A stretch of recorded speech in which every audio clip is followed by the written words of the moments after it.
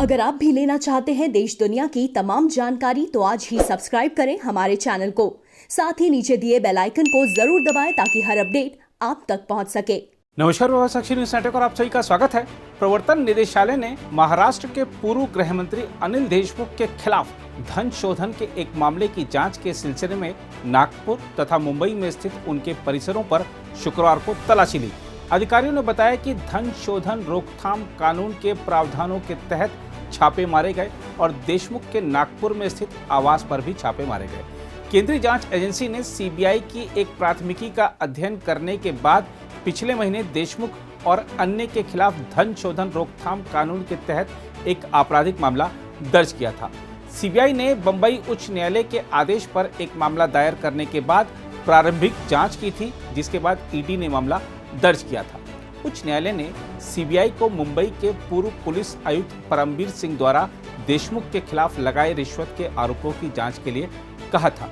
अधिकारियों ने बताया कि तलाशी लेने वाले दल अतिरिक्त सबूत की तलाश कर रहे हैं जो उनकी जांच में अहम साबित हो सकते हैं। एजेंसी की जांच उस आरोप पर केंद्रित है कि महाराष्ट्र में पुलिस कर्मियों के तबादलों, नियुक्तियों में अवैध निधि अर्जित की गई और क्या पुलिस कर्मियों से अवैध वसूली की गई, जैसा परमबीर सिंह ने अपनी शिकायत में दावा किया है।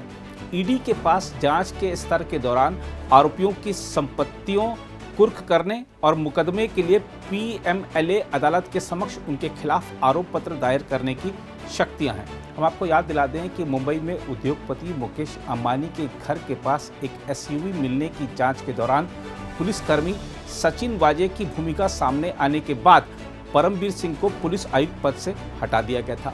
इस एसयूवी में विस्फोटक सामग्री रखी मिली थी। पुलिस आयुक्त पद से हटाए जाने के बाद मुख्यमंत्री उद्धव ठाकरे को लिखे पत्र में परमबीर सिंह ने आरोप लगाया था कि देशमुख ने वाजे से मुंबई के बार और रेस्तरां से एक महीने में 100 करोड़ रुपए से अधिक वसूलने के लिए कहा था। एनसीपी नेता अनिल देशमुख उस वक्त ठाकरे के नेतृत्व वाली एमवीए सरकार में गृह मंत्री थे। उन्होंने उन आरोपों के बाद अप्रैल में इस्तीफा दे दिया था। सीबीआई ने भी 21 अप्रैल को प्राथमिकी दर्ज करने के बाद पूर्व मंत्री के मुंबई तथा नागपुर में स्थित आवासों पर छापे मारे थे। उच्च न्यायालय ने इस मामले में देशमुख के खिलाफ सीबीआई जांच के आदेश दिए थे, जिसके बाद उन्होंने इस्तीफा दे दिया था। इसके अलावा महाराष्ट्र भ्रष्टाचार रोधी ब्यूरो यानी एसीबी ने मुंबई पुलिस से बर्खास्त किए गए अधिकारी सचिन वाजे के खिलाफ आय के ज्ञात स्रोत से कथित तौर पर अधिक संपत्ति के मामले में खुली जांच शुरू कर दी है। एक अधिकारी ने बताया कि यह खुली जांच एसीबी के महानिदेशक के आदेश पर शुरू की गई है, जब एजेंसी को सूचित किया गया कि सचिन वाजे को पुलिस सेवा से बर्खास्त कर दिया गया है। उन्होंने बताया एसीबी अधिकारी सचिन वाजे की चल और अचल संपत्ति की जांच करने के साथ ही उनकी संपत्ति के स्रोतों की जांच कर रहे हैं। सचिन वाजे को 25 फरवरी को दक्षिण मुंबई में उद्योगपति मुकेश अंबानी के घर के बाहर विस्फोटकों से भरी एसयूवी रखने के मामले में और बाद में ठाणे निवासी कारोबारी मनसुख हिरेन की हत्या के मामले में कथित भूमिका के लिए एनआईए ने इस साल मार्च में गिरफ्तार किया था।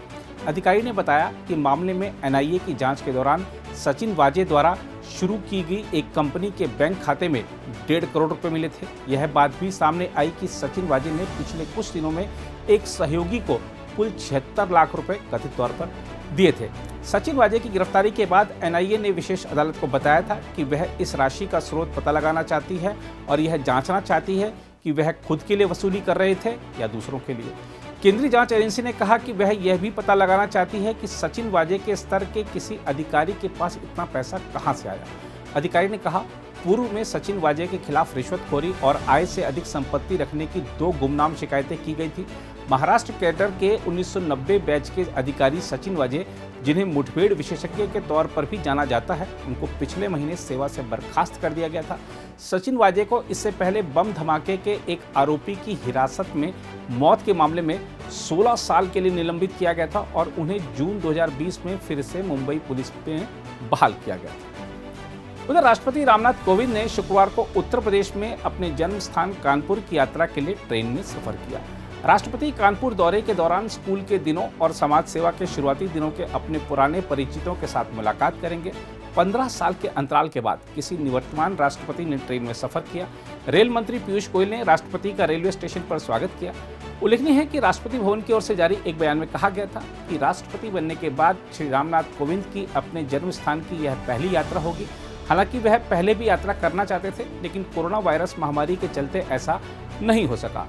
हम आपको बता दें कि इससे पहले साल 2006 में तत्कालीन राष्ट्रपति डॉक्टर एपीजे अब्दुल कलाम ने ट्रेन में सफर किया था। वह भारतीय सैन्य अकादमी के कैडेट की पासिंग आउट परेड में शरीक होने के लिए विशेष ट्रेन से दिल्ली से देहरादून गए थे।